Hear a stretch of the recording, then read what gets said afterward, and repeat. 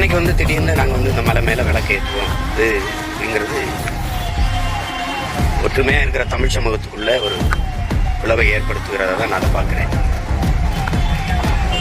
இது ரொம்ப தமிழர்களுக்கு இறை வழிபாட்டை சொல்லிக் கொடுக்கறதுக்கு வர்றது தான் சிரிப்பா இருக்கு. எங்களுக்கு எப்படி சாமி பண்ணணும், எப்படி விளக்கேற்றணும், கடவுளை கடன் கொடுத்த ஒரு இனத்துக்கிட்ட வந்து எப்படி வழிபடணும், எப்படி இது பண்ணணுங்கிறத வேடிக்கை.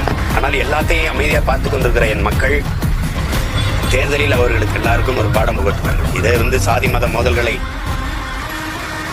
உங்களுக்கு தெரியும். புரட்சியாளர் அம்பேத்கருடைய நினைவு தின தன்னைக்கு பாபர் மசூதி இடிக்க வேண்டிய தேவை வந்தது.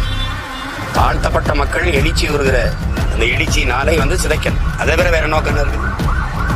நீங்க இந்த நாள்ல வந்து நீங்க பாத்தீங்கன்னா எல்லா இடங்களிலேயும் நெருக்கடி, சோதனை, தேவையற்ற சோதனை, தேவையில்லாத சோதனை, விண்ணூர்தி நிலையம், தொடர்வண்டி நிலையம், இரவுகள் எல்லாம். அப்ப என்னன்னா மக்களின் நடமாட்டத்தை குறைக்கும், வெறும் எழுச்சியில குவிவதை குறைக்கணும், தடுக்கணும். அதை தவிர வேற